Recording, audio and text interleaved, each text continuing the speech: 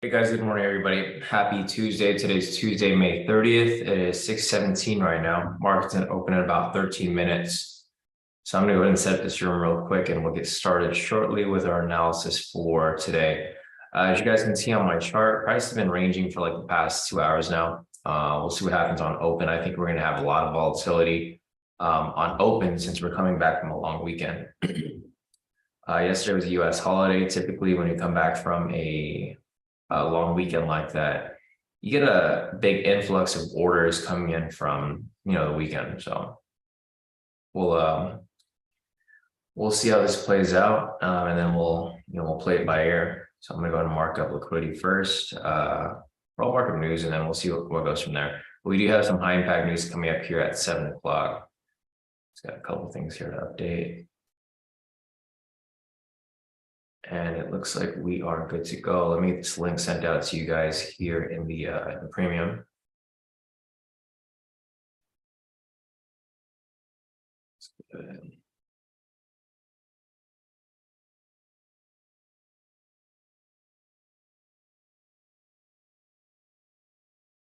Perfect.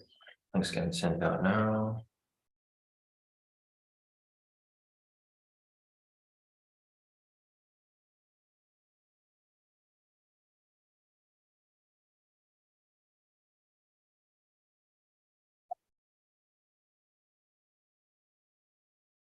Perfect. So I'll give it a few moments for people to make their way in. And we will get started with our analysis shortly.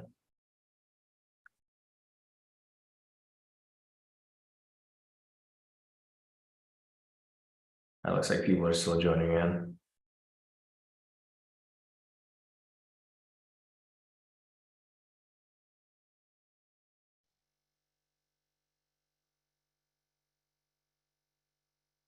All right.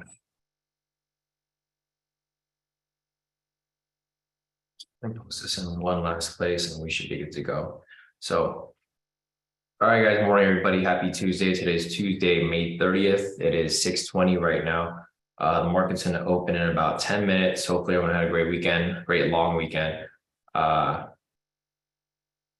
ready to hop back into this trading week. So let's finish updating this right here. It's like people are still making their way in. So let's see who's here so far. Morning, Nick. Morning, Barney. Morning, AR. Morning, Van Harwig. Morning, Daniel. Morning, Essa. Morning, Karen. Morning, Vince. Morning, everybody. So yeah, guys, we're coming back from a long weekend. Typically Mondays and Fridays are the riskier days to trade. For this week specifically, it's going to be even extra risky because it is, it's technically Monday for the trading week, and it's also, we're coming back from a long weekend. So you're going to get a big influx of orders filling as soon as the market opens. And we'll see, if that will help us with identifying liquidity. It's got to be a little careful. We also have some high impact news coming up at 7 o'clock as well.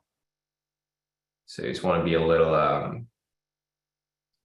obviously a little cautious. All right, let's see. Karen said, isn't it NFP week as well? I think so, Karen. I'll check news real quick. Let me check the calendar. So I believe it is, yes, it is NFP week. So it's NFP on Friday this week. So it's NFP week. Just a lot of things to look out for, guys. NFP week, coming back from a long weekend. Today's technically Monday for the market, since the market's fully reopening today. So thanks for the heads up, Karen. But yes, this is NFP week. Another reason to be a little careful in the market. But we're not going to let that scare us. We're still going to look for entries, and we'll try to get in and out of positions as need be. So yeah, for the liquidity push today, I'll probably go for the 300 pips, but I'll probably be adjusting my stop loss and profit as price continues to move in profit, because obvious reasons here. It's a lot of risk involved trading on a day that we're coming back from a long weekend. Also NFP week, so we'll see. NFP week is either really good for people or it's really bad, right? That's typically how you'll base NFP. So today's the first day. We really can't tell if it's going to be a good week or a bad week yet. But I mean, we'll see. We have some high impact news at 7 o'clock, and we'll take that to our advantage later as well. Hey, Dan, morning. Morning, sir. Morning, everybody. Morning, Kenny. All right, guys. I'm going to start off by market news for today. We have news over here at bring this up. We have news over here at 7 o'clock. We have CB consumer confidence. There was no pre-market news here, or actually there was news here at 6 o'clock. It was low impact. I'm gonna go and mark that up anyway. So we had news over here at 6 o'clock, low impact, right here. Go mark it up with a pink line. Still low impact news right here. There we go. Then we have CB consumer confidence at 7 o'clock, high impact, mark that up as well. All right, I'm not gonna be able to mark that up, guys, because obviously you guys can see we're going into a new contract for June. Tomorrow is June 1st, or I don't know if it's tomorrow or Thursday. But yeah, we got new contracts coming in over here for June 1st. So we'll just keep that in mind. We have news coming up at let me just see if I can maybe update this. Let's go to like a random pair. It's because the new contract is shifting. So there we go. News over here at 7 o'clock. So we got news coming up at 7 o'clock. We had news at 6 o'clock. It was low impact, nothing too crazy. Just something to look out for. That we have high impact news here at 7 o'clock, though, so you want to be careful for that there. Next up, let's go over here, clean chart. I'm gonna go and mark up opening price, which is, I gotta do the same thing here too. It's kind of annoying, but it's okay. This only happens at the end of the month, so. Okay, there we go. 6:30.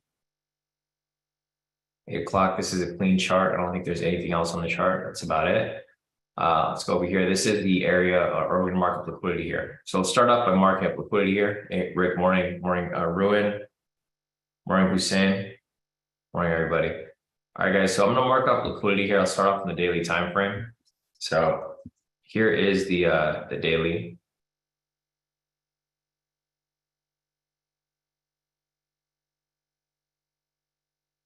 I'm going to mark up liquidity there, and there. Got some more down here. And the same liquidity we've been marking it for the past couple of weeks now. Here is the 8-hour time frame. Got liquidity right there. Right there. There. Go down to the 4-hour. We've got liquidity. No, everything's been tested for the most part. Go down to the 2-hour. There. I'll come back to that. They'll probably be lining up with the other time frames.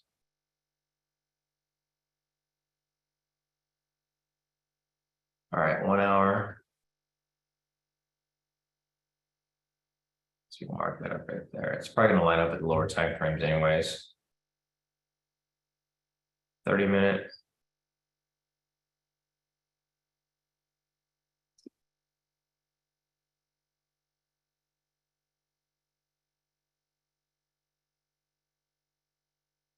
$15-minute.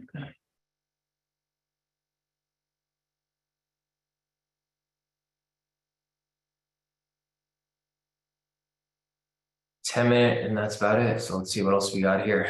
10-minute time frame.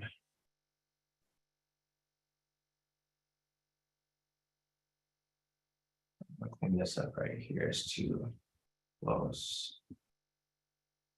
And one more right there. All right, so I think that's it. There goes all the liquidity for today.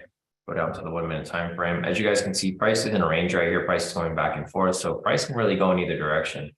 So I mean, we'll see what happens when the market opens. As I mentioned, today is Tuesday. It's technically the market Monday. We're coming back from a long weekend. I'm expecting a pretty big push in either direction, whether it be to the upside or whether it be to the downside. So with that said, let's take a look at the overall bias to see if there's anything that we can pull any hints in the market indicating what direction price will go. So looking over here at the fundamentals, price is currently barely 6 points in the positive pre-market. So there's not really too much movement here. It's pretty much flat. So there's no bias with regard to the fundamentals. Looking over here at retail sentiment, retail sentiment is currently 56% long. This indicates that 56% of retail traders are currently buying right now. It's pretty neutral right now as well. So this isn't going to be too useful for us. Unfortunately, we can't really use retail sentiment. We can't really use fundamentals. For the technicals over here, let's take a look at the time frames real quick. Looking over here on the shorter time frames, you guys can see it's bearish right now. Here on the 1 minute, 5 minute, and 10 minute time frames, you guys can see that price is currently bearish because price is below the pivots, the trend meter is red, and the pivots are angling down. So this is a short-term time frame. Looking over here on the higher time frames, it's pretty much neutral. You can see over here on the 30-minute price is below the pivots and the trend meter is red, but it's kind of dancing between the pivots over here. The 1 hour is obviously pretty neutral. You can see it's right between the pivots and the 4 hour as well. So there's not really much of a bias with regard to the higher time frames. However, there is somewhat of a bearish bias here on the lower time frame. It's not really established yet because, obviously there's no fundamental bias and there's no retail sentiment. But just looking at this here, you can see that price is for the most part neutral. So, I mean, price can really go either way, guys. It's going to be a little tricky here identifying, which direction I'd be taking this trade. But, price can really go in either direction. It can either go to the upside or it can go to the downside. So, with that said, I might just go for like 100 pips if I go for liquidity here, guys. There's just no telling which direction price is going to go. It can really go in either direction. So for me for peace of mind and to feel safer, I'm probably only going to go for 1,000 pips. We'll see what happens or 100 pips. We'll see where the market pushes, but it can really go in either direction. So market's going to open in about 20 seconds, guys. We'll see where this ends up going, but realistically, price can really go in either direction right now because there's no bias. Price is pretty much ranging. We'll see what happens here. Market is opening in about 10 seconds. Got 10, 9, 8, 7, 6, 5, 4, 3, 2, and 1. Market is now open, guys. Let's see where this ends up going. It's like price is coming, or I don't know what's going right now. I'm not in anything right now, guys. I'm just watching to see if it comes back down for that retest, but it's pretty messy right now. And I'm just going to let it breathe a little bit, and then I'll see if I want to hop in for maybe like 100 pips in one of these directions.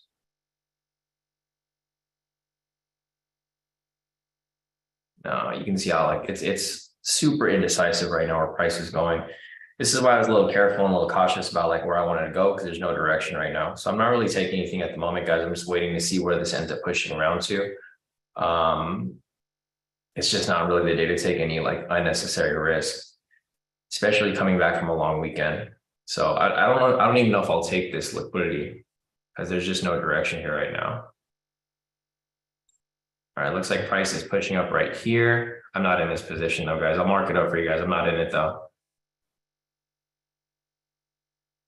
So I'm just watching to see where this ends up going. Looks like if you took the buy there and you waited for it, looks like it's still pushing up. I'm not in it though, so just keep that in mind, guys. A lot of indecisiveness with direction of price.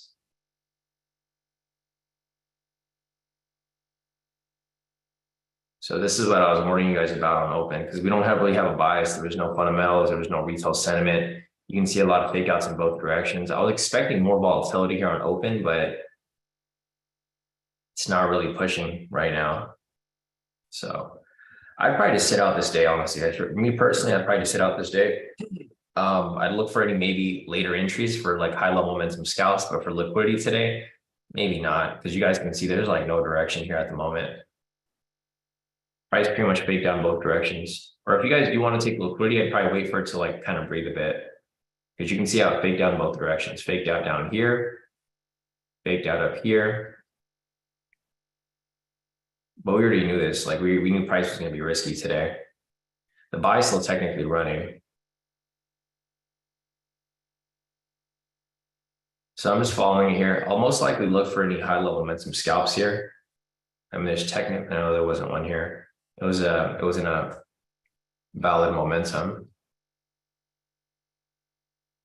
But now we have so the range kind of just got pushed out a little further.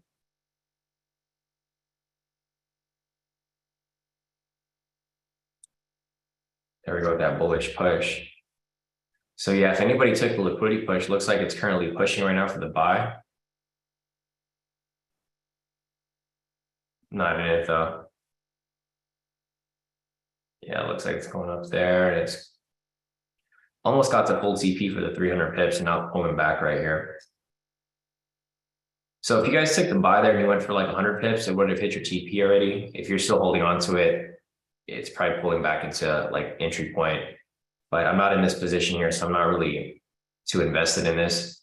But this right here would technically be the liquidity because this here open on open, or this touched on open and this pushed up. So it looks like Eunice here took it for 100 pips. Nice work, Eunice. Essa took it for 100 pips. So it looks like some of you guys here did take the buy here. That's probably the better decision to take it for 100 pips. It's probably gonna hit full TP, but for the 300, but I wouldn't risk it, especially on a day like this.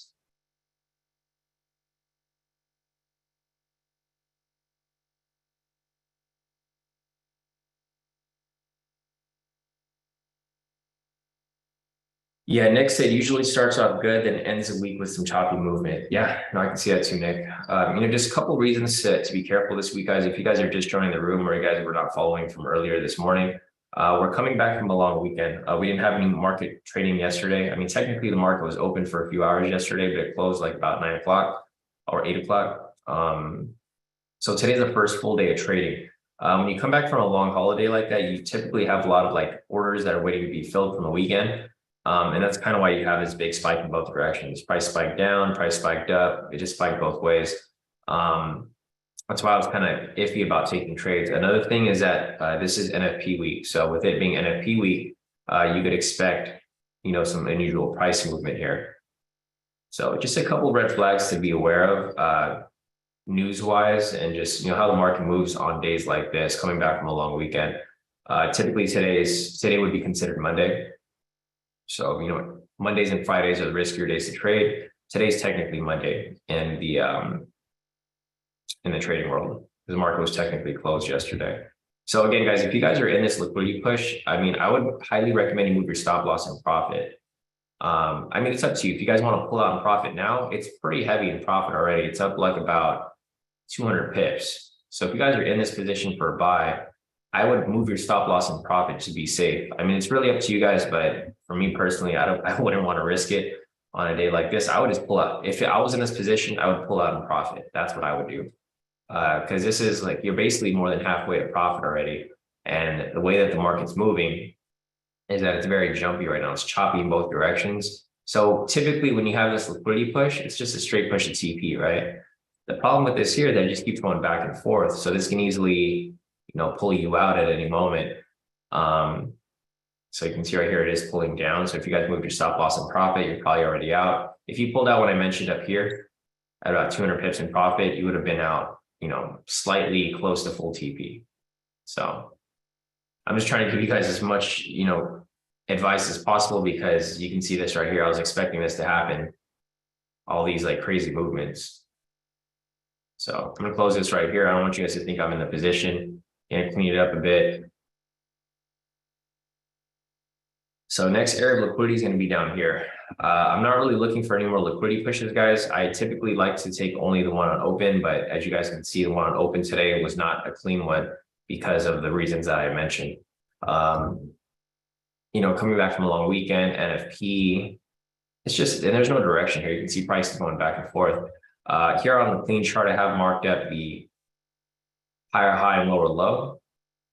There's no high-low momentum scalps right now. Price just going back and forth. Here is the clean chart. You guys can see it a little better over here. I'm going to go and mark up opening price as well. Right over there. So it looks like price is pulling back to opening price. So market open right here. See if I can pull this to the front. All right, so market open right here at 630. Price pretty much faked out to the bottom, shot up to the top right here, rejected directly off the sessions right there, and pulled right back down to opening price, which is right here. So looking at this now, you guys can see the actual directions for a sell. It just faked out in both directions, and now it is actually dropping for a sell here.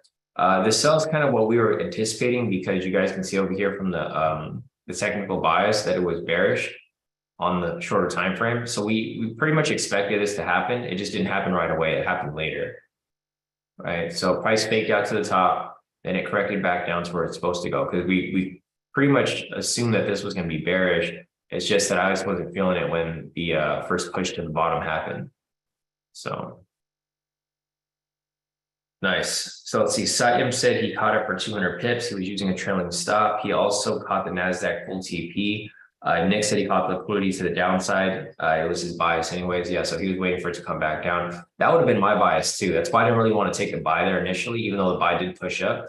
I was looking for a sell here because when you first analyze the charts on open, I mentioned that this right here was bearish, right? The 1 minute, 5 minute, 10 minute were below the pivots, trend meter is red, pivots were angling down. So I was personally looking for a sell, but I didn't want to take that first look touch on open, because I mentioned that, you know, this thing could easily go in any other direction, which basically what happened. It faked out. It came down a little bit, pushed up, faked out, it came right back down for correction.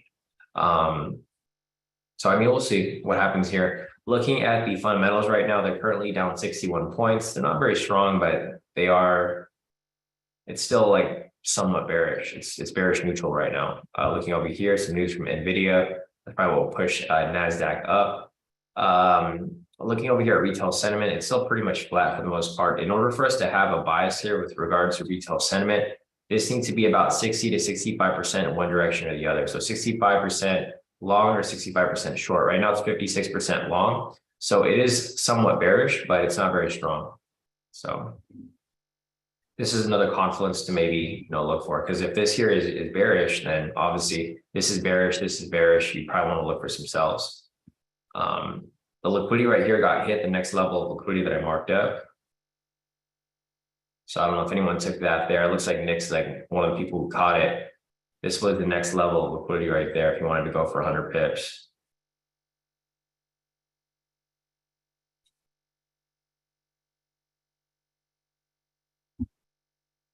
Nice. Eunice caught the liquidity for a sell.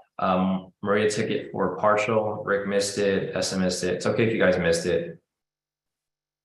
Not really too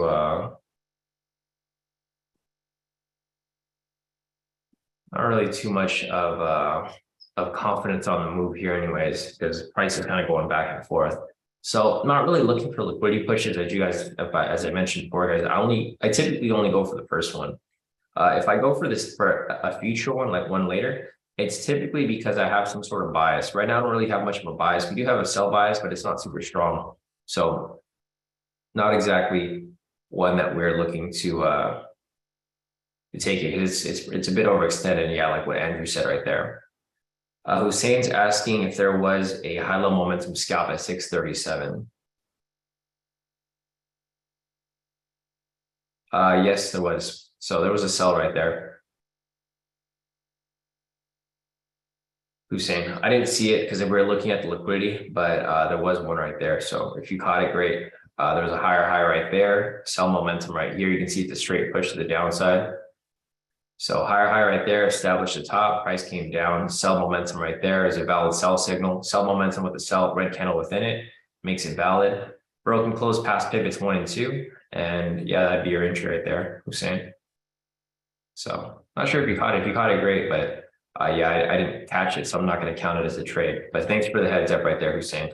It's kind of hard going between charts, because if we're looking at the liquidity, it's going to make it difficult for us to look at the high-level momentum scalps here. That's why I only focus on 2 strategies right now, guys. Focusing on the high-level momentum scalp. If you guys caught it, the entry was right here. Unfortunately, I missed it, but it's okay. It happens. It's like you got to like focus on one or the other. It's either going to be liquidity or it's going to be the high-level momentum scalps. Now that we're done with the liquidity for the most part, I'll most likely be looking for high level momentum scalps. That would have been a good entry too, because it was in the direction of the bias.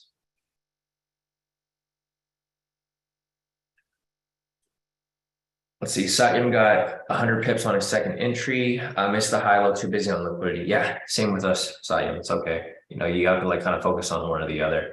That's why I only take like maybe the first liquidity, and then after that, I'm looking at these high low momentum scalps. See, Nick said he took it for a full 300 because personally, buy liquidity was close to opening price for him. And those ones usually do not have volatility behind them. Yeah, it's usually a fake out on open.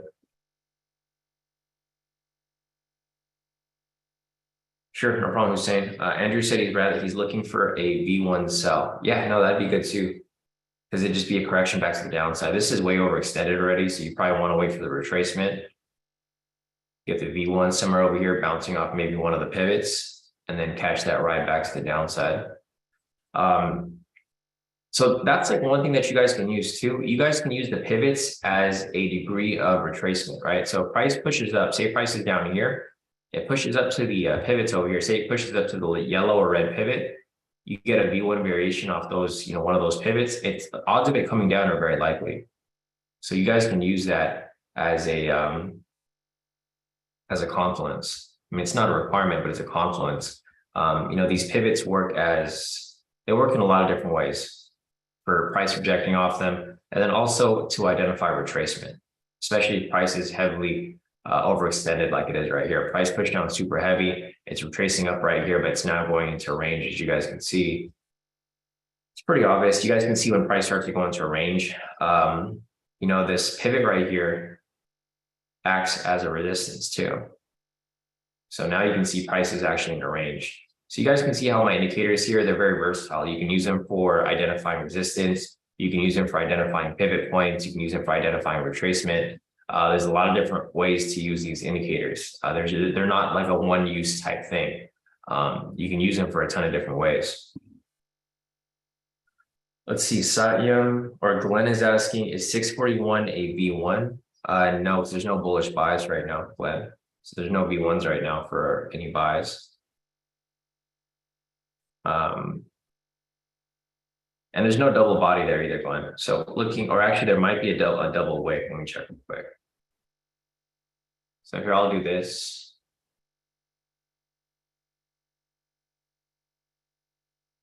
Yeah, so there's a double wick rejection, but it's not a V1 variation. You know, I try to mention this to you guys. You guys have to look at the criteria. So for a V1 variation, you need to confirm the overall bias. There's no overall bias for a buy right now. So there'd be no V1 variations for any buys at the moment.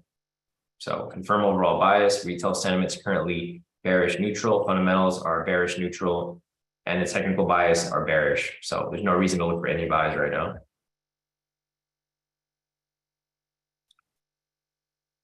All right, we got news coming up over here at 7 o'clock. So you want to be a little careful as we get closer to the news, guys.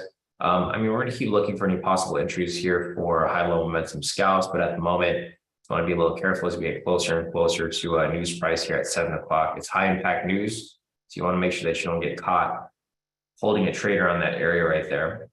Low impact news is somewhat okay, but high impact news, you probably want to sit out and wait.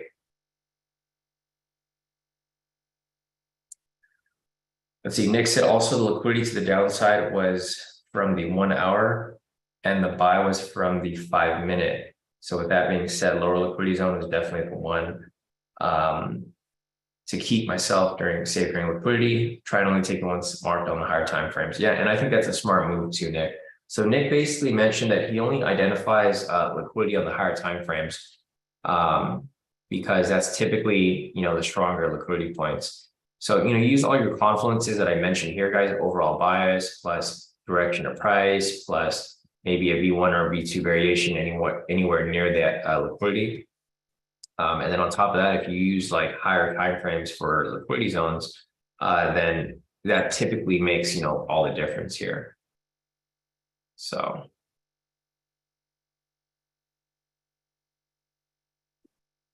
we'll see where this goes. There's a possible high level momentum scalp here. I don't think it'll close. As you guys can see, it just wick down super heavy right there. I know who's saying you're probably looking for these high level momentum scalps. There's one there that was pending. You guys can see, or you guys saw that there was a buy signal that came up that was pending, but then it disappeared. I would be very careful looking for any buys right here, who's saying if you are looking for a high level momentum scalp. You want to make sure the candle is like solid. It's not like what we call iffy. Like this right here would be iffy. It's iffy because it came up and then it spiked down super hard. That means there's a lot of pending orders right here, not allowing price to go up to the upside. So I don't think this here will close with the momentum signal. It's just not a good area right here. But there was a pending momentum there if you saw that. And there you go. No entry there. So now the next thing that you have to look for here, Hussein, if you're looking for a high level momentum scalp, because there's another buy signal here. You can see there's a lower high in between, right? In order for this to disappear, price needs to push up past it. So even if you get a buy signal here, you need to push it past this level right here, or this price point, in order for it to not have this lower high in between, because there can't be anything in between. But you can see again right here, it's attempting to push up. And as soon as it gets around this area right here, it has trouble and gets pushed right back down. So I'd be careful looking for buys right now. We're getting close to news price too. So just keep that in mind, guys, right here, 7 o'clock. 7:48 right now, about 12 minutes till high impact news. It's CV consumer confidence, so it's a lot of inflation news, recession news, etc. You know, stuff. It's along the same lines. Basically, it's just going to show the confidence of consumers in the market.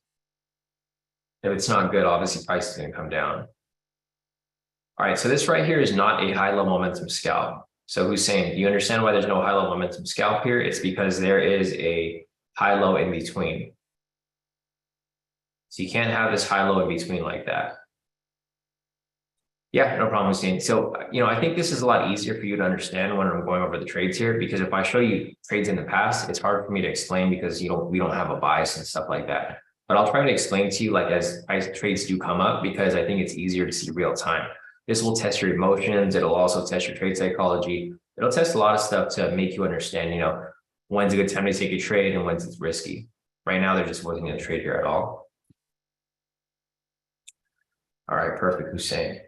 Yeah, for a lot of you guys who are new here, you know, I'm going to try my best to give you guys real-time examples, because this is probably the best way to practice versus back testing. Because when you back test, you know, your bias is always going to look for wins. And I'm sure you guys notice that whenever you guys back test, you'll see a bunch of wins. And then when you guys see it real time, you just don't know how to act on it because, and there you go, price is pushing up. So I've seen a lot of people where they kind of forget that there's a lower high in between and they still take the trade. And then they end up hitting their TP. Like, for example, this one probably would have hit TP, but I wouldn't like base my my analysis off this, because you're going to start to build bad habits. Like this here would have hit TP. Like even if you took the trade and you accidentally took it because you thought, you know, it was a valid trade, it would hit your TP. But then this is going to develop bad habits because you're going to keep taking shortcuts. And I see a lot of people do that. So it's okay to get lucky every so often, but try to stick to the plan if you guys are following any of the strategies. Let's see, Andrew said they're probably going to manipulate price a lot, huh? Probably like around the time of open right here. So see how price is pushing up right here, guys? I think this is all going to be manipulated. I think this is pre-news manipulation. I think price is going to push up here. Let me see what's predicted for the news event today. So for CV consumer confidence, you guys can see right here, they're forecasting it to be negative. So they're forecasting it to be 99.1. Last month, it was 101.3. So they're forecasting it to be negative, right? So I think what's happening here is price may push up. It may be manipulated up a little bit. So you might get something like this. You might get a push up. So people are going to start chasing the top, or sorry, not right there, because the news is right here. So you're probably going to get a push to the upside like this. And then when news happens right here, it'll probably come down super hard. It'll just correct back down to this area. But I mean, who knows? This is the forecast of like the analyst, but this isn't for sure. Like it could show that it's a forecasted negative drop, but I mean, price can do the opposite. A lot of stuff can happen. Whenever you have a high impact news event like that, you got to be very careful because a lot of manipulation happens right there. You know, you got to keep in mind that there's a lot of people with a lot of money betting on both directions, right? You're going to have some institutions and market makers looking for buys, and then you're going to have some institutions and market makers looking for a sell. We actually have another news event right here at 7:30 as well. So I'm going to go ahead and mark that up. We have news right there at 7. We have more news over here at 7:30. So you might get a fake out in both directions. You know, price might manipulate to the upside or might manipulate to the downside, and then it might do it again because we have another news event right here at 7:30. So just keep that in mind. You guys can see prices now going sideways a bit. It's kind of just waiting for news to happen right here. We have news in about 8 minutes. So you can see how price is starting to die down. Volatility is not moving at all. It's just going sideways now. And it's probably going to go sideways until we get to 7 o'clock. Here we go with that push up again. If anything, price may push up and then bounce off opening price right here, that blue line. That's opening price from today. So look for possible rejection off that point there.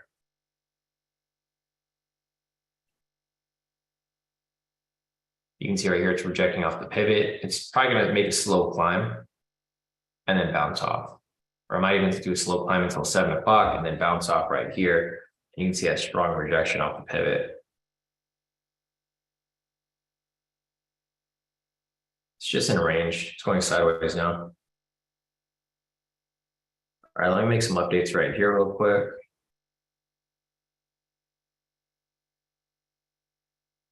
You know, I'm kind of glad I'm not in the market right now. It seems like a stressful market to be in if I was in any positions right now, whether it be a buy or a sell.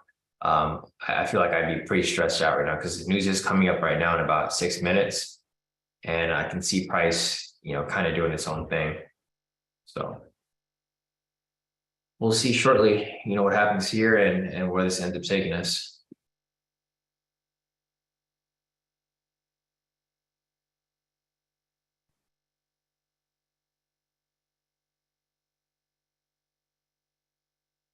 Satyam said it just felt the FTMO lag, almost lost 300 pips. Done for the day. Yeah, so Satyam's currently up 870 pips. He took like a small loss right there due to like FTMO lag or slippage or something like that. So he took a small loss, only 30 pips. So he's just going to wrap it up, which is probably a good idea, Satyam. You know, especially on a day like this, you don't want to get caught up with any technicalities, because I can see a lot of technical things happening here. Technical things meaning like, you know, your FTMO freezes. Like, I wouldn't be surprised if you guys are taking trades around like this news event right here, and your FTMO freezes, and you end up getting in at a bad entry point, or it just doesn't even fill your order at where you wanted it to. So just be careful. You can see right here, it's pushing up like I mentioned earlier, guys. This is basically preparing for the news event. It's pre-market manipulation or pre-news manipulation. Price is pushing up right here. News is right here at 7 o'clock. It's predicted to be negative. So we'll see what happens when the market actually, or when the news is actually released. So it's basically pumping price right now. So people will chase this buy. Not everybody is aware that there's a news event coming up right now at 7 o'clock, right? That's why we have to keep an eye on the calendar, because we don't want to be trading when stuff like this is happening. Like imagine if you guys didn't know news is happening right here. I'm pretty sure a lot of people are just chasing the buys. Like if they had no idea news was happening, they're like, oh, price is pushing up, it's correcting. So I'm pretty sure a lot of people are just bandwagoning onto these buys right here. And then as soon as news happens right here, they're just going to get spiked out because their stop losses are probably trailing. And you can see right here, it's coming right back down. So just pre-news manipulation right here. This is normal. If you guys have been trading around news time in the past, you guys will see that this happens very often.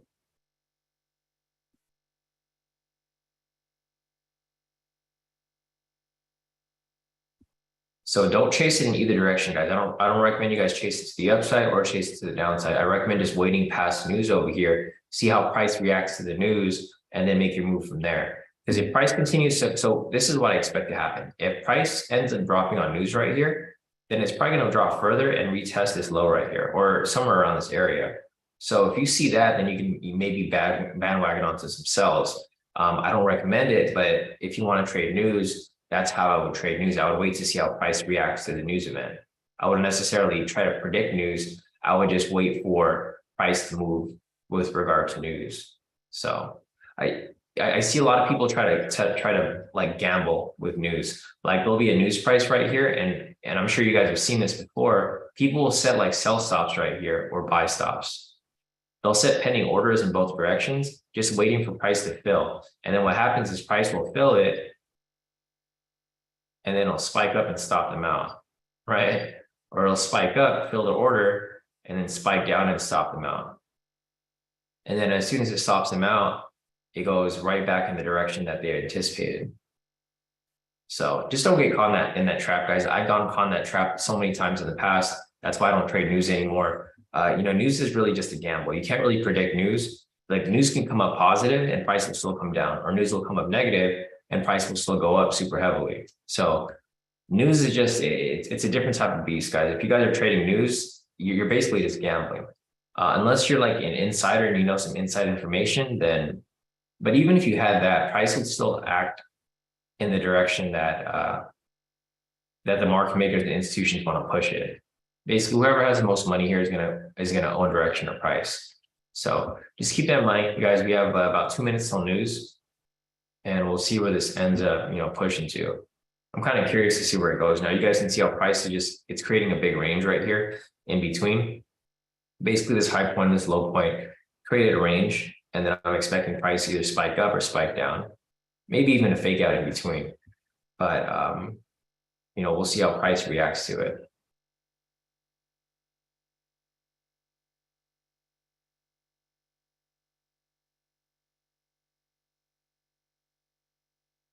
Damn. Vince over here actually got caught in that sell from earlier this morning. It's all good, Vince. You'll bounce back from it. Did you set a pending order? I think I'm assuming that's what Vince did. He had a pending order on both sides. He had a buy stop set and he had a sell stop set. It triggered a sell stop.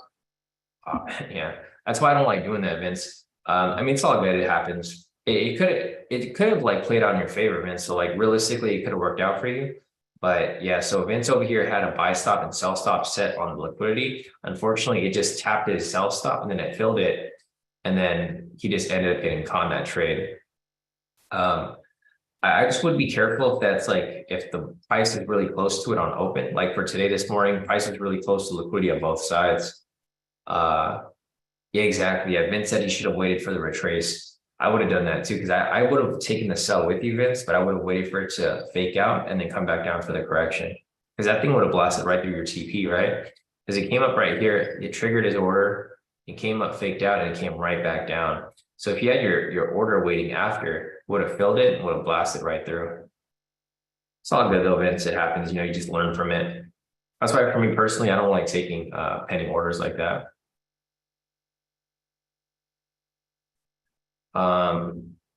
All right, so here's the news candle right here. Let's see what the news is like. So let me refresh it real quick. So it was actually positive. So it was opposite of what was forecasted. So this is again is why I don't trade news, guys. So you guys can see over here it's 101.3 last month. You can see it was forecasted at 99.1 negative, but it was actually very positive. It was 102.3. It's really hard to tell what the economy is doing unless you have some sort of macroeconomic background, right? I don't have a macroeconomic background. I just try to see how price reacts to news. I don't necessarily try to predict it, but you can see over here that, yeah, number is like way off. And you can see right there, it faked out to the upside, and then price may still do the opposite and come down. So that's why I don't really trade news very much, or at all, really. It's just not worth the risk. All right, so we have news price right there, marking it up, taking this off right there. And there we go, as price continues to go sideways a little bit. And there you go with the fake out.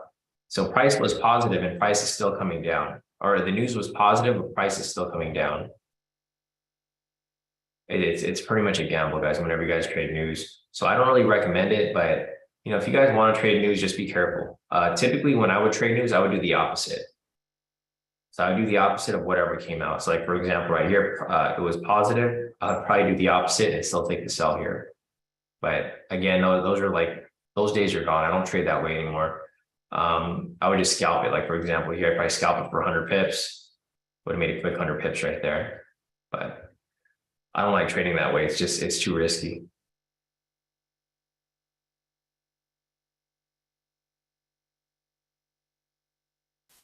See, Paul's back in the group. So Paul said, "Hey, Sean, it's been a while again. Getting married in 2 months. I'm a lot happier with my life since I left trading. Just wanted to give everyone an update." Hey, Paul, good to hear from you, bro. Yeah, no, and I'm glad that you're happy. So, guys, Paul over here was an older member. Like he was here, I think, last year or 2 years ago. And like with Paul and just like a lot of other people, if trading starts to like have control over your life, guys, you guys have to like take a step away, take a step back. Like Paul over here took a step back. Maybe he'll want to start trading again in the future, but he stepped away, got his life going back in track. So good to hear from you, Paul. Hey, it's good to see a lot of the older members here, pop in and out of the group every once in a while. You guys don't have to stay here forever. You guys didn't know that, right? I'm always going to be here trading, but if you guys want to like take a break from trading or do some other stuff, you guys are more than welcome. But it's always good to see old faces back in the group. So yeah, no, good to hear from you, Paul. Congrats on your upcoming wedding. Glad that you're happy and everything. So definitely. Let's see. So price is coming back down right here, guys. Target price point for this is going to be a retest of the lower low right here. So, back to what I was saying earlier, guys, if trading starts to affect your mindset and you start to get emotional about trading, it's probably best to step away, not necessarily take a break from trading, but when your trade psychology starts to get kind of screwed up, like for example, if you take a loss and then you start to want to revenge trade or over trade, you guys should probably step away from the computer, because I think that's everyone's worst enemy. It's like revenge trading and over trading. For me, my rule of thumb is if I ever have a loss trading, guys, I'm usually done for the day. That's usually it. And that's how it helps me prevent from ever blowing my account or ever, going too deep into the drawdown. So just keep that in mind, guys. There's always tomorrow. If you guys lose a trade today, you guys can always bounce back tomorrow, especially if your mindset isn't there. Let's see, Vince said, V1 high level momentum hit, caught only the high level momentum. Gotcha, okay. Nice. Now, nice work, Vince. So little recap on your account there. So it looks like you probably recovered some of that little pullback from your liquidity push off those trades.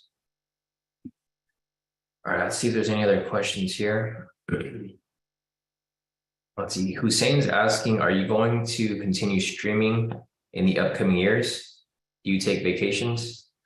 Yeah, no, I'm going to be streaming forever, Hussein, for the most part. The streaming actually helps me. So like for a lot of people, they don't like to stream because they think it's a distraction. But for me, the streaming actually helps me. Like, for example, today, if I was trading by myself, I probably would have taken that sell liquidity like Vince took, and I probably would have lost the trade. But since I was trading with you guys here on the live stream, it helped me really think about it. So like before taking a trade, I get to think about it because I don't want to give you guys bad, analysis. So it prevented me from taking the sell here. So yeah, I'm still going to be trading live streaming every day, Hussein. I do take vacations, but I got my whole setup when I do go on vacation. So I know you're new here, Hussein, but I actually make more money on vacation when I'm trading. Like I think last summer I was in Hawaii for like a week or like 2 weeks, and I was trading with you guys there. The time difference is way off there, so I have to wake up at 3 a.m. to trade with you guys in Hawaii because it's like 6 hours back. I actually did a lot better there. Like I wake up at 3 a.m. to trade with you guys live in the morning while I was on vacation. I made my money like, the first hour of trading, and then I went on whatever I wanted to do after. So yeah, whenever I go on vacation, Hussein, I still I have my setup. I bring my laptop and my extra screen and stuff, and I still trade even on vacation. That's the benefit of trading how I do. Like my trading style, we only trade for about an hour and a half. So I can go on vacation and I can trade for an hour and a half, and then I can go and do whatever I want after. Like I'm not on the charts all day. So yeah, you don't have to worry about me not live streaming. The only time I don't live stream is if like there's something serious going on. like if there's something going on in the news or if there's like something crazy going on, but usually I'm live streaming every day.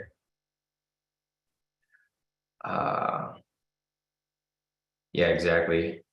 Andrew says flirting with that lower low. So price did exactly what I mentioned earlier, guys. So if you guys saw earlier when price was up here, I mentioned that price was probably going to come down and retest the lower low. Oops, wrong tool. Said price was going to come down and retest the lower low, which it did right there. And it's now around this this area. So we'll see where yeah, and or as I said, or oversleeping once a year. You know, sometimes I'll oversleep. Most of the time not, but there's gonna be some days where I do oversleep. It's like the only times I miss live sessions.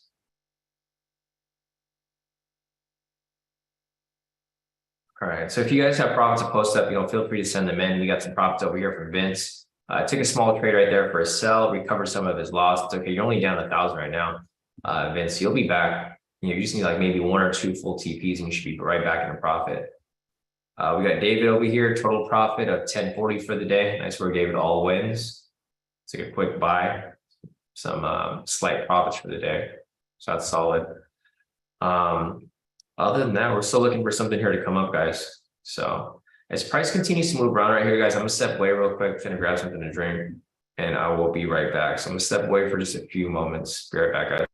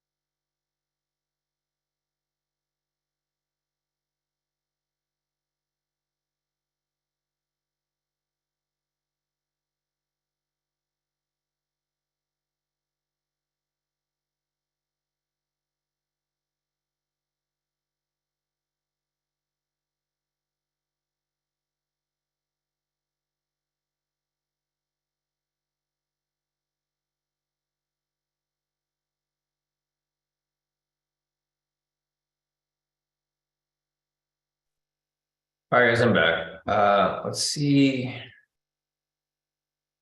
where we are currently at right now. All right, so let's do a full analysis of the market for US30 and see like where we're sitting right now with regards to bias. So looking over here at fundamentals, fundamentals are currently down 86 points. So they're still not down below 100 points, but they are down 86 points. So it's basically a bearish neutral bias right now. It's not very strong, but it is bearish. Looking over here at retail sentiment, it is currently 57% long. So this indicates that 57% of retail traders are currently buying right now. So we probably want to look for a sell. Again, this is not going to be a strong bias because in order for it to be a strong bias, we typically need it to be below, or it needs to be above 60 to 65%. So right now we have a bearish neutral bias with regards to fundamentals. We also have a bearish neutral bias with regard to retail sentiment. It's not very strong, but it is bearish. And then over here on the technicals, we currently have a bearish bias on the lower time frames, 1 minute, 5 minute, and 10 minute time frames. You can see prices below the pivots. Trend meter is red and the pivots are angling down. And over here on the higher time frames, we also have a bearish bias as well. So we right now overall we typically have, or we basically have an bearish to neutral bias. It's not very strong bearish, but it is bearish right now. So we probably want to look for some sells. We don't necessarily have to look for some sells, but we probably would preferably look for some sells. So yeah, at the moment right now, there's just nothing for us to take specifically. I'm going to update this lower low over here. There we go. Yeah, Glenn said, yeah, probably good to sit out the market, no direction. Yeah, no, Satim said, yeah, he's out too. Yeah, you guys don't have to force any trades. So just keep that in mind, guys. There's gonna be some days like this where there's not really much of a strong bias and there's no direction for us to really follow. I mean, we do have a sell direction, but it's not very strong. As you guys can see, prices kind of just bouncing back and forth from where it's currently at. We have another news event over here at 7:30. So just keep that in mind, guys. Whenever the market's not giving you what you're looking for, there's no need to force anything. So I'm still looking for entries here, but there just isn't anything for us to take at the moment. So if I see something good, then, awesome, I'll take the trade. But for the moment right now, there's just nothing for us to take. We currently have a new higher high right here that's starting to produce. So if this higher high right here produces, we may have a possible entry for a high low momentum scalp or a sell. So just keep that in mind. We have this higher high right here that's currently pending. So if this becomes a new higher high, then we may be able to look for a sell if price does swing back below the pivots, which eventually it probably will. So yeah, if you guys have any questions, feel free to put your questions in the chat. And just a reminder, we are having our group mentoring session today. If you guys want me to reschedule for another day this week, just let me know. Feel free to send me a message, guys. I can make myself available to you guys at whatever date you guys would like, as long as it fits within my schedule as well. So if today's mentoring session doesn't work for you guys, we got to push it back today because yesterday was a holiday. I can make it work for you guys. So just let me know if today's not good. If you guys want me to have it on Wednesday or Thursday or Friday or whatever, or if 2 o'clock doesn't work for you and you want me to have it at 4 o'clock or I don't know, 5 o'clock or whatever, just let me know. I'll make accommodations for you guys. I try to make sure that everybody has an opportunity to attend these mentoring sessions because I think that's where people learn the most. So yeah, if there's any other time that you guys want it, just let me know and I'll make some adjustments. Otherwise, today we'll be having it at 2 p.m. Normal time. All right, we have a new higher high right here that's starting to produce. Hasn't closed yet, but it is setting up as we speak.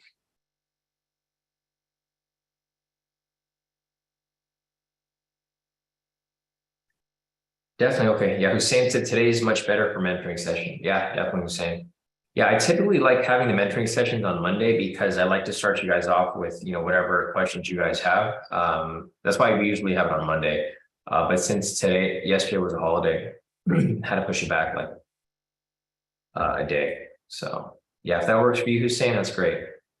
Whoever needs any help with anything, feel free to join the mentoring session later today, and we'll cover stuff in detail. All right, we have this higher high right here that's currently pending right now. If this here closes and price comes back down, then we have a possible opportunity for a high low momentum scalp. You can see price is still pushing up. It's got to leave it alone for now.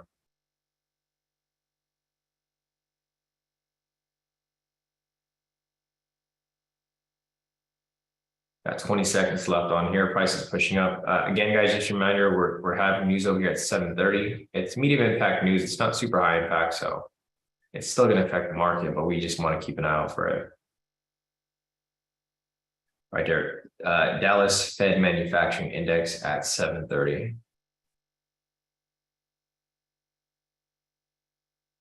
All right, price is still pushing up. we may have our higher high right there. So we got a higher high right there. This may be the double wick rejection, rejecting off the opening price right there, that blue line.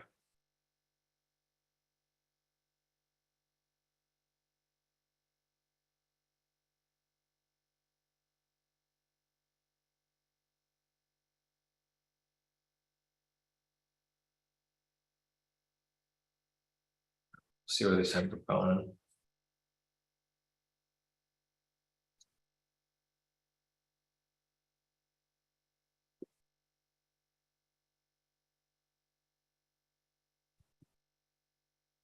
All right, so it just keeps pushing up higher, which is fine. We're just trying to catch that top.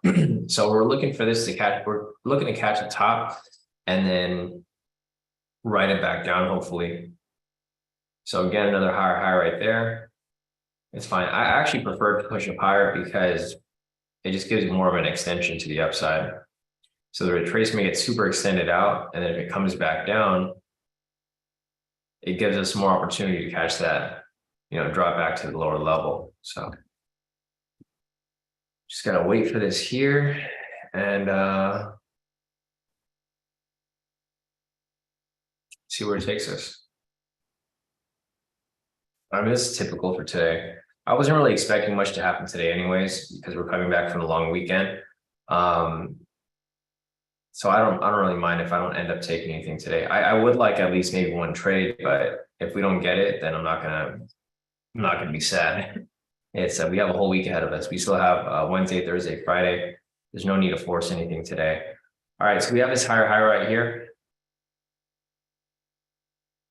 Price is kind of coming down a little bit. It's not very strong yet, but it is coming down a little bit right here. We'll see where this ends up going. So again, just a reminder, guys, we have a higher high right here. If we get a sell signal that's valid and it breaks and closes past pivots 1 and 2 down here, then we may have a possible entry for a high level momentum scalp. You got to be careful. You got to make sure that the candle comes and closes though, because I know a lot of people try to hop in a little early, like they see price coming down right here and they try to hop in before it even closes. So just make sure that you guys are waiting for the confirmation. Nice. iPhone said that there's double bodies on both the 5 and 10 minute for buys. Gosh, okay. Yeah, so price may continue pushing. I mean, who knows? Yeah, double body right there and a double body that pending on the 10. So I mean, if that's the case, price may continue pushing up, which is completely fine. Okay, so right here you can see that this higher high is no longer the higher high and price is still pushing up. So again, right there, we're just waiting for price to establish a top. Once we establish that top, we can, wait for this to come back down. Zsuk said the day after Memorial, usually more like a lousy Monday. Yeah, no, exactly. It's typical to like other Mondays. It's just worse because there's increased volatility, but there's no direction. So you guys can see it over here on the clean chart. So this is our clean chart for the day. You can see there's no direction, right? Market open over here at, let me put the blue line right there. So market open right here at 6:30. And again, look where price is currently at. Price is right back to opening price. It's like price never went anywhere. This blue line right here is opening price. And as you can see, price is just going back and forth between this area. It comes down, pushes back up, kind of goes sideways a bit, pushes back up. I wouldn't be surprised if price pushes up. And then as soon as it pushes up, comes back down to that same area. Opening price. So not really anything here to work with. I mean, we're just waiting for something to establish so that we can start looking for any possible entries. But as you can see, as price continues to push up higher, it's just going to establish a new higher high. So that's fine. Not a big deal for us here. We just want to wait for that to actually establish so we can basically identify the top like we've done down here, right? We established the bottom, looking for the top to establish, and then we'll catch that correction back to the downside. Essa said, one of my old habits that I left behind is jumping in early and losing the trade. Yeah, no, that's a good habit to kick. I feel like that's a bad habit a lot of people have. even myself, sometimes I'll be waiting like the last 5, 10 seconds and I'll enter and then the candle doesn't close. And then I regret it because I'm like, damn, I should have just waited. Luckily, it usually works out for me because I already have other confluences indicating the drop, but sometimes it doesn't. So we have a higher high right here, guys. We have this red candle right here. If price breaks and closes with the sell signal, possible entry for a high level momentum scalp. One thing that you might want to be careful for is if the candle is too big, right? If the candle is too big, it's probably going to retrace. So another thing to probably look out for if and when you're looking to take an entry. So this is like one thing that Hussein we were discussing the other day for a back test that he was looking at. The candle was too big, so it was one that obviously we wouldn't take because if the candle is too big, it's going to retrace probably the candle size, and then it's probably going to come back down.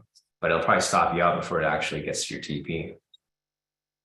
All right, we have a pending sell signal right here. Again, you guys have to wait for the candle to close. If the candle does not close below, then it's not going to be an entry. Also, if it doesn't close with a sell signal, it's not an entry. Also, if the candle is too big, you probably want to wait for a retracement. So a couple things there to look out for. Wait for the candle to actually close with the sell signal and a red candle within it. You can see right there, it kind of disappeared a little bit. Again, this candle was way too huge. I wouldn't take this entry here. Because like I mentioned, if the candle is too big, it's going to retrace up probably to the candle size, probably to stop you out. And then after it's going to come right back down and blast right through your TP. So just keep that in mind, guys. This is technically an entry, but if you're just following the criteria, but I just gave you guys a couple of reasons right there why I probably would avoid this entry. Like it'll probably hit, but it's probably not going to be a smooth one. So I'll mark it up for you guys. I'm not going to take this entry. I'll just mark it up. Okay, never mind. No entry. So you guys can see how that disappeared right there, right? The sell signal disappeared at the last very second. So there's no entry there. That's why you have to wait for the candle to actually close. So no entry there. And there again is an example of why I wouldn't enter the trade early. ESA here would probably have entered this trade early and be really stressed out because there's technically no entry there. So good thing ESA's, he curbed that bad habit and now he's not in a position. So good thing that you guys listened to me, because if you weren't, then you'd probably be a little stressed out right now because this candle is not really doing much. I mean, there's two different scenarios here. Price will either drop down like it did right here and go straight to TP. So like, for example, right there, if you entered this trade incorrectly, it could have still hit your TP like it did right there, but you'd be stressed out because there's no actual entry there.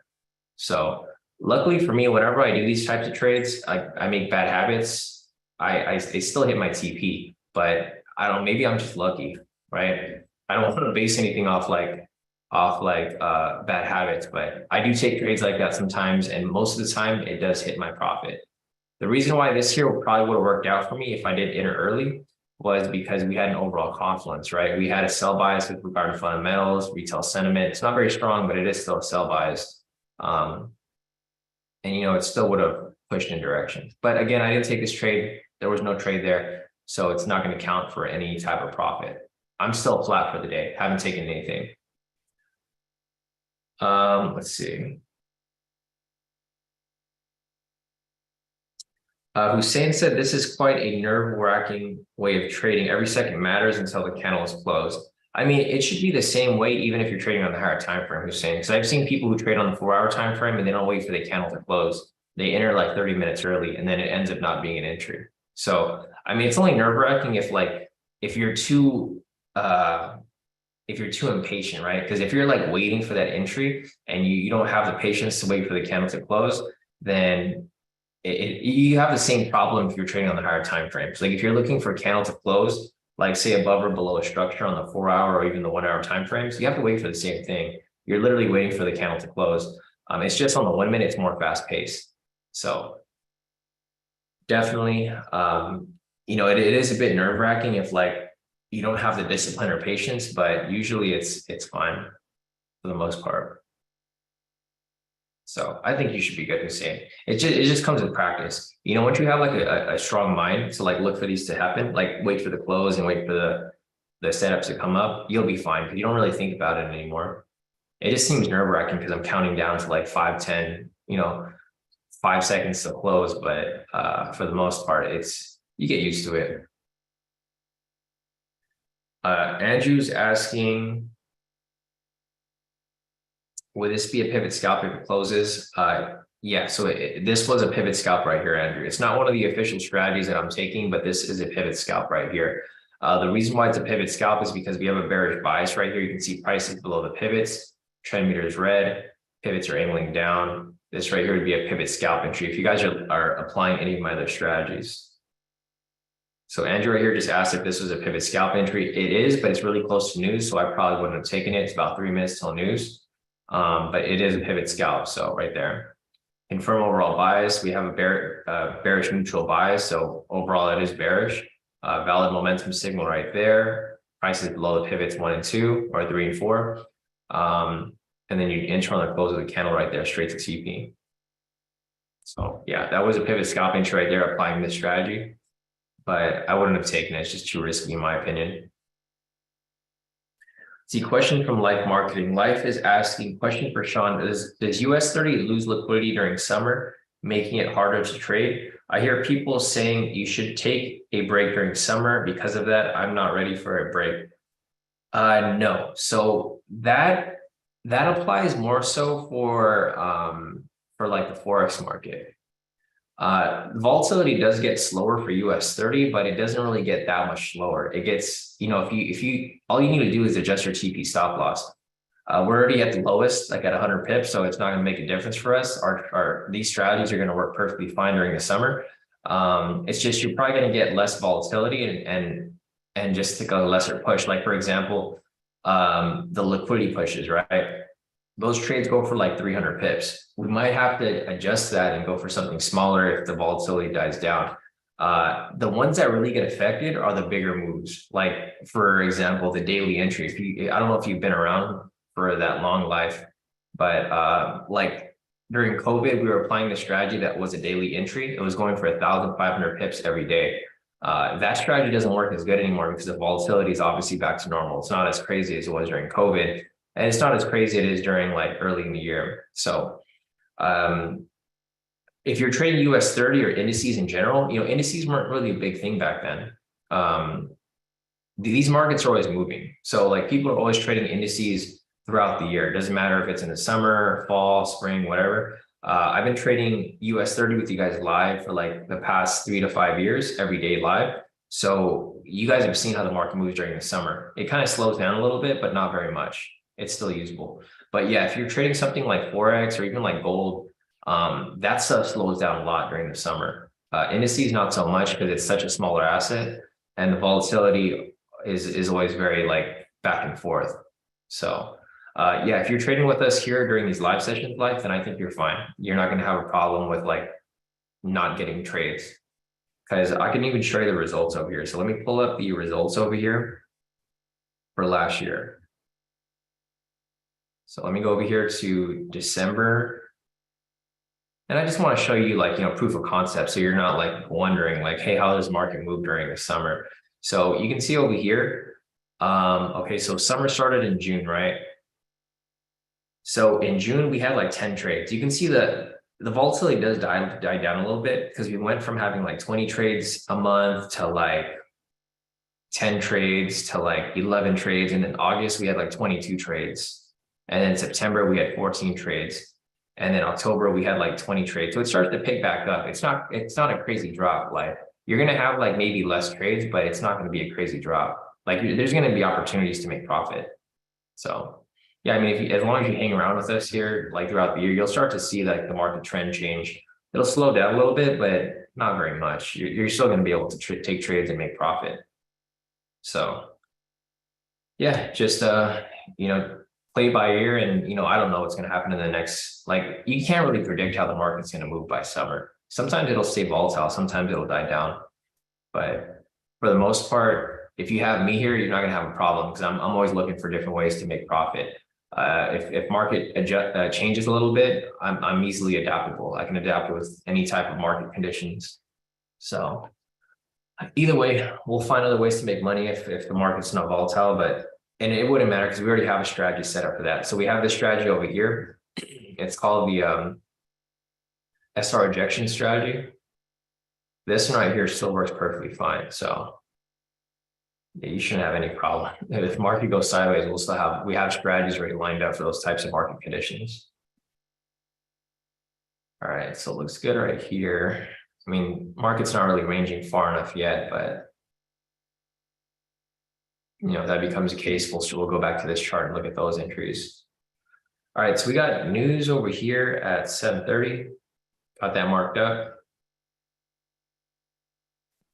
There's a high-level momentum scalp right here. I missed it. I don't know if you saw this right here, Hussein. Again, not one that I'd probably take because we have a bearish bias, but there was a high-level momentum scalp right there. There's a lower down here. I keep missing these high-level momentum scalps. Sorry, guys. I don't purposely do it. I just don't really see them because they happen so quickly. We have a lower low right here. We have a buy signal that broke and closed past pivots 1 and 2. So I'm not sure if you caught this right here, Hussein, but this was a high-level momentum scalp entry. Okay. Yeah. So, even if you guys aren't taking these trades, it's good to just train your eyes. Just train your eyes to see these entries come up. Like for me, I don't really have to think about it, but I'm just kind of preoccupied with answering questions and stuff like that, which is fine because I'm not really looking to take entries today anyways. But I'll try to let you guys know when these entries do come up. There's no official entries for the day, but looks like a lot of you guys here still took some trades here. So let's see. Maria over here, she's currently at 267 for the day, all wins. Nice work, Maria. So great profits right there, great consistency. We have Zach over here as well. So Zach took that his first trade back. He took that scalp, total profit of 1,670 off his FTMO. Nice work, Zach. So great profit right there on that first trade. We got Vince over here. He's clawing his way back into profit. He hit his TP, closed out. Total profit where he's still in the negative 800, but he's making his way back. So nice recovery right there, Vincent. You just need to be about 1 or 2 trades and you should be back into profit. We have Sam over here is Barty. Barty said done for the day. Not a good day, but thank God I ended up with a win. So Barty over here, total profit of 486 for the day. Nice work, Barty. Yeah, it's a tricky day today, guys. So if you guys are making profit today on a risky day like this, take that as a win because today's it's not a smooth day to take trades. It's kind of all over the place.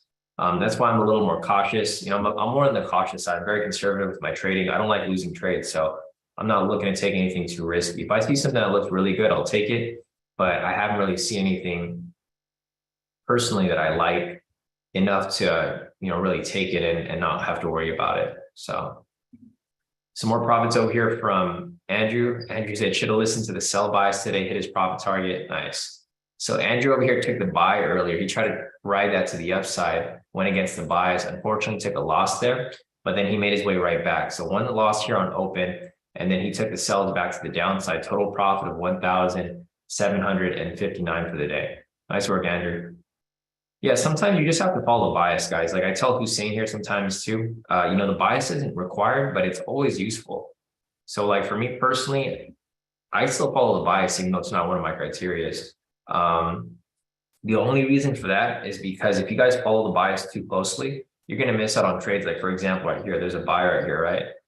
It went straight to full TP. You would have skipped it if you were following the bias because the bias is for a sell, but it still would have hit. So it's just up to your preference. You don't need to follow bias, but it is recommended if you want to have like the absolutely high quality trades. We have S over here, total profit of 2,220 off his first account, then his second account 81 for the day. Nice work, Essa. So total profit of well over 2,000 for the day for Essa right there. Yeah, if you guys have more profit to post up, feel free to send them in. If you guys have any other questions, drop them in the chat. I'm here to help you guys out. I'm still looking for entries, but I just don't see anything right now. So if I do see something, I'll let you guys know. But at the moment, still waiting for some sort of confluence here, a confirmation of some type of entry. Just don't have anything at the moment. Yeah, Barty said, "Damn, my hands shivered like crazy today, though I ended up making some bread." Yeah, no.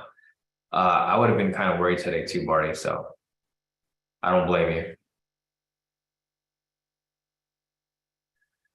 All right, question from Hussein. Hussein's asking, hi, Sean. So should I consider bias, candle size, and news as well for the 1 minute high level momentum scalp? Because apparently I plan to risk 1% and take all setups instead, risking higher and taking less setups. I mean, it's up to your preference, Hussein. Like, if you want to take more risk and you want to take more trades, you can take, whichever trades that you see. But if you were asking me personally, like what I would do, like if you want to have the consistency that I have, I would use the bias. So I would use the bias, candle size, and news. I know it's not required because you can see, like, for example, here the trade still hits, even though you use the bias, like you're going against the bias. And it was close to news too, I believe, right? This was actually the news candle right here, Hussein. So yeah, if you want to use those confluences, you can. I would personally use it. So if you're asking me personally, yes, I would use it. I use it every day. And that's why I never lose any trades, right? I barely lose. Like the whole month of May, I haven't had any losses. Because I confirm a lot of things before I take any trades. But it's really up to your preference. If you're the type of person that wants to take a lot of trades, then don't incorporate the confluences. But if you want to just focus on like, one or two trades a day that are very high quality, then I would just, I would incorporate those. Because that's what I do. I'd rather take one or two trades and then take a full lot size versus taking, smaller lot sizes and multiple trades. But then again, the thing with you, Hussein, is that you're still kind of new to this. So it's kind of better to take more trades, in my opinion, because you're not too, you're not experienced with it yet. Like for me, I've been trading this way for years. So it's like, for me, I don't want to take like 10 trades a day. I'd rather just take one or two. But for you, you're still learning. So it's just up to preference. You can bounce between it, Hussein. If you want to take more trades, just lower your lot size. If you want to focus on quality trades, just take, one or two trades, but with a bigger lot size. Like, for example, if I'm taking a 200 lot, that's like equivalent to like 450 lots, right? So instead of me taking 4 trades, I just take 1 trade and I make the same profit off that 1 trade. So it's really up to preference. Either way, you'll be profitable as long as you do things in the proper manner. So, all right, let me see. There's nothing else right now, guys. It's 7:40 right now. It's getting close to 8 o'clock, about 20 minutes till 8. So we have 20 minutes left on this live session. If you guys have any questions, feel free to drop them in the chat. If there's any detailed questions, try to hold it for the mentoring session because I want to make sure that I can answer that thoroughly. But if there's any small question that you guys have, ask away. I'll try to help you guys as much as possible. So right now, let's see if there's anything else for today. I don't think there's any other news events aside from the ones happening after the live session. So we have a 3-month bill auction, 6-month bill auction at 8:30 today. Low impact, nothing crazy. And then at 10 o'clock, we have Fed member Barkin speaking. At 10 o'clock later today, in about 2 hours, we have Fed member Barkin speaking. And that's about it for today. Let's check the calendar for tomorrow. Tomorrow is Thursday, June 1st. So yeah, tomorrow is Wednesday, May 31st. So tomorrow morning, we have Fed member Bowman speaking at 5:50. And then we have Chicago PMI at 6:45. We have JOLTS job openings at 7 o'clock. This is high impact. This is basically going to indicate how many jobs are available right now for this month. And this is going to indicate how the economy is doing, right? If there's a lot of job openings, that means the economy is doing good. If there's less job openings, that means the economy is not doing so great because people just aren't hiring. Then we have Fed member Harkin speaking at 9:30, Fed member Jefferson speaking at 10:30, Beige Book at 11. And that's about it. So the main thing to look out for tomorrow is going to be JOLTS job openings. They're forecasting it to be negative. So, we'll see. But this could be off because, like, for example, today they were forecasting CB consumer confidence to be bad today. It was very positive. So I think tomorrow, this is probably going to be opposite as well. Other than that, I think that's it for tomorrow. And then Friday, we have NFP. Yeah, exactly. It's NFP week, CSUK. So you probably don't want to be taking like those 50 trades you normally take. Yes. You might get unlucky on at least one of them. Yeah, and debt ceiling Thursday, like CSUK mentioned. Let's see, Rick said, I struggled a lot with FOMO and FOLOM. What's FOLOM? See, FOMO, fear of missing out is FOMO, of course. Fear of losing money, missing, right? Gotcha. Okay, I figured. Yeah, so Rick said he had fear of missing out and fear of losing money. But these live sessions have really helped him with correcting psychology issues. Yeah, I think me talking to you guys here on these live sessions help you guys. It helps prevent you guys from making mistakes. Because if you guys hear my analysis and you guys are thinking about taking a trade, it'll help you second think it. So if you're looking to take a sell here and you're like, oh, Sean says probably don't take a sell because there's like a V1 variation, like a reversal pattern, or price is kind of pulling back, then it kind of prevents you guys from taking like trades that will likely lose. So yeah, I'm here to help you guys out. If you guys are on these live sessions, listen to my analysis. My analysis usually plays out properly, as I mentioned, but it's just a second year, right? You guys should be doing your own analysis, but my analysis will just, if it's in confluence with yours, like if I say, okay, we're looking for sells here and you're looking for a sell, odds are that sell is probably gonna play out, because I'm not like giving you some random BS analysis. I'm giving you guys like a full top-down analysis. Like we look at fundamentals here. You can see that this is, it's flat, so it's not really good for a sell. And then also like retail sentiment over here. You have like basically a full trifecta of analysis. I use fundamentals here. It's not a deep fundamental analysis, but it is good enough to show you guys where the fundamentals are pointing. And then also over here for retail sentiment, this shows you where everybody's trading. So it pretty much just helps you guys understand, whether your trade is going to play out or not. Like I'm not going to be always 100%, but for the most part, I'm usually on point with my analysis.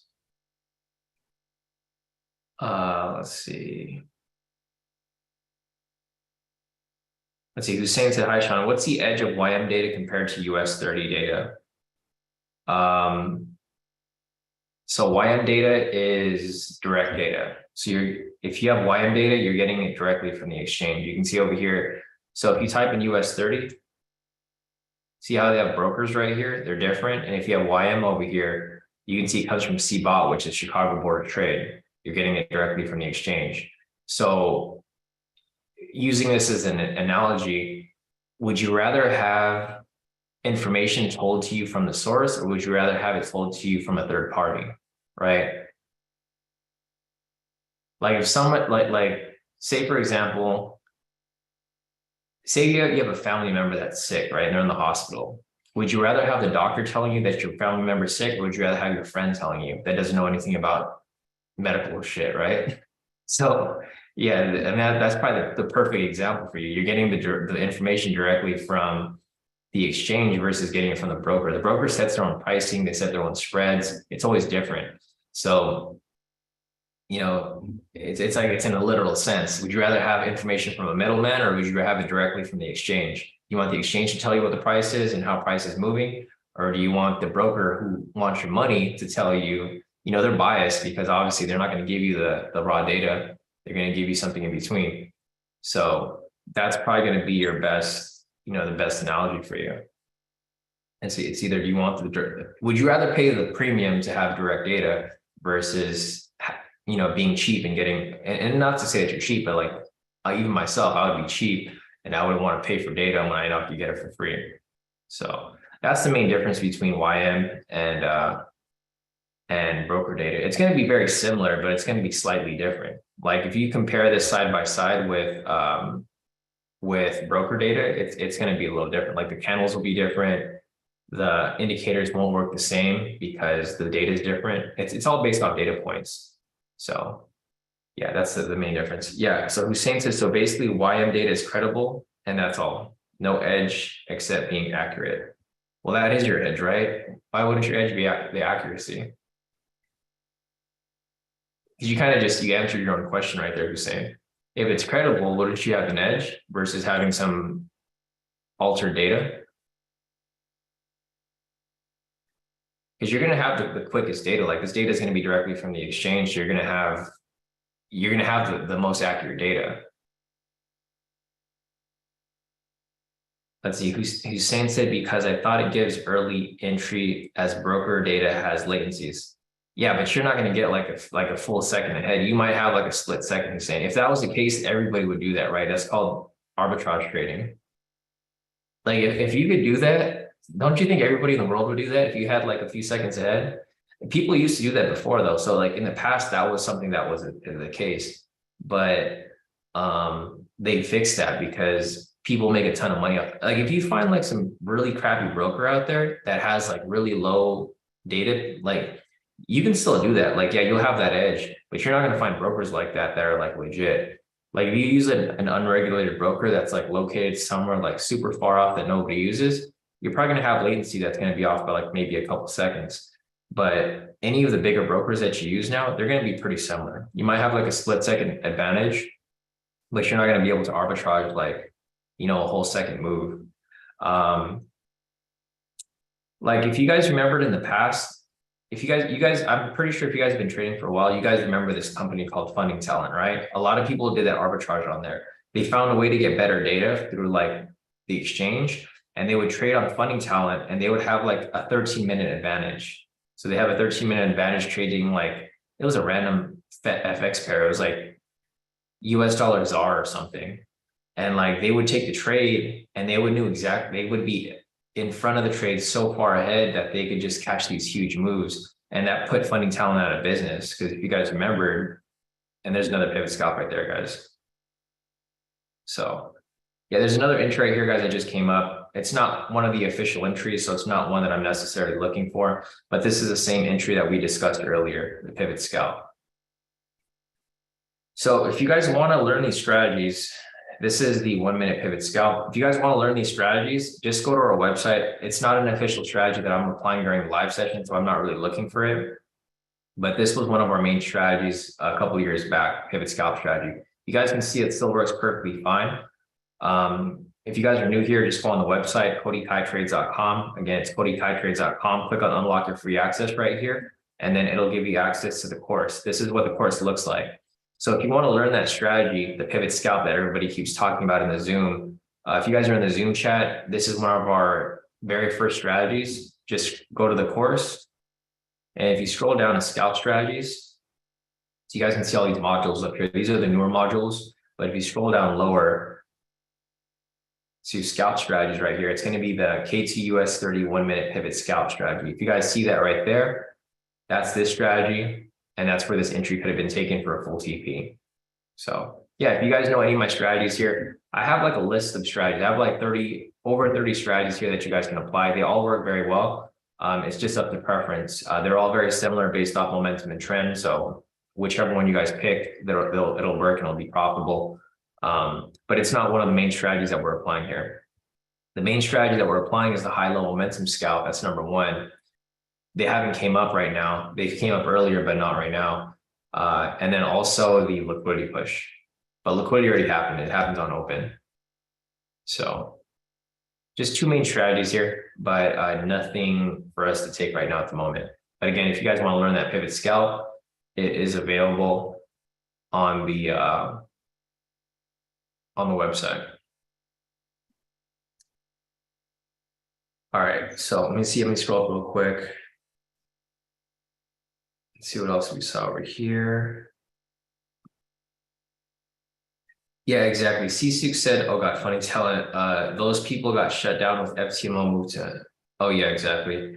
So yeah, back to what you were saying earlier, what we were discussing, Hussein, you do get an advantage of speed, but it's not enough to like really make a difference. You're really just getting more accurate data for the most part. So, I mean, you could probably find other assets. Like if you like really do some research or you want to see where it's different, you can find other assets where you'll have an advantage, but I wouldn't do any trading arbitrage because once a broker finds out that you're cheating like that, they're gonna ban you. They're not gonna pay you out. I've seen a lot of people where they tried to do trading arbitrage, and it doesn't work out in their favor. They might get away with it for like maybe a couple of weeks or maybe even a couple of months, but eventually the broker is going to catch on. Like if you're winning every single trade and it seems like you're able to tell the future, they're going to know. They're going to be like, how does this guy like win every single trade with like no drawdown, like literally zero drawdown? It's impossible, and like nobody can do that. So just be careful if you do try to do some arbitrage, because it can it can really get you into some deep shit, especially with the funding companies. The funding companies will for sure ban you if you try something like that. Like any type of cheating in any way, it's gonna burn you. But yeah, arbitrage is a way that people used to trade like a long time ago. It's not as easy to do anymore. All right, here's some more profits from Zach. So Zach said, here's daily profit, first day back. Missed these live sessions. Nice. Yeah, no, definitely, Zach. I'm glad to see you back here on the lives as well. Zach took a little break. He's right back on with us. Total profit of 4,101 cents for the day. 2 trades only. So he took 2 trades today, full lot sizes, total profit of 4,100. So nice work right there, Zach. Looks like you caught 100 pips for both trades, full TPs, and total profit of 4,000. We have Patrick Stevens over here. It's a nice way to start the week after a holiday. Total profit of about 3,000 for the day. 3 wins, full TPs. Nice work, Patrick. All right, so it looks like you guys are doing pretty good today. I haven't taken any trades, so my account's pretty flat. I don't have anything on to show you guys. But majority of you guys here did do pretty well with where you guys are currently at. There's another possible high level momentum scalp that's coming up right here. Again, it's not one that I would personally take because it's for a buy. My bias right now is for a sell, so I'm not really looking to take anything to the buy side. But if you guys do want to take it, I will follow it. I'll mark it up for you guys here. So it hasn't closed yet, but if it does close, technically it'll be an entry. I'll try to show you guys if it does come up, but again, you have to wait for the candle to close. You can see the volatility here starting to die down. It's getting close to 8 o'clock. It's not really a good area to trade in. Barty's asking, that's what, no. So trading arbitrage is different from high frequency trading. High frequency trading is trading on like the 1 minute or like even less, like maybe like the 30-second chart. Like high frequency trading is taking trades after every small move. Like for example, they would take like see how we have a sell signal here? They would take a sell signal and they would just take it for like a really quick move. It's kind of like what we're doing, but it's not necessarily super high frequency. We're more of scalping. So high frequency is like getting into a trade within like milliseconds. Like you get in, it spikes up like very little bit and you're out. And then they keep doing that over and over and over again. That stuff doesn't really work anymore either. So high frequency trading was big for a while too, but a lot of these brokers, they start to charge like higher fees and commission. So you have to go for at least 100 pips. That's why our TP here is 100 pips, because if you go for anything less than that, you're just going to get caught with like fees and spread. So it's like almost impossible to do high frequency trading.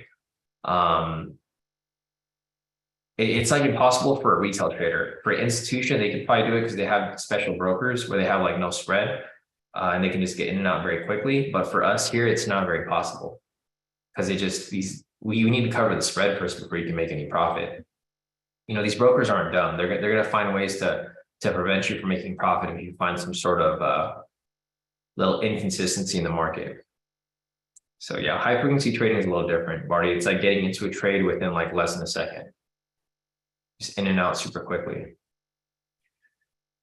All right, let's see. We got one more profit over here from Nathan. Let's see. Nathan over here locking a total profit of 810 for the day. He took that liquidity push to the downside, took it for a partial move, locked in 810.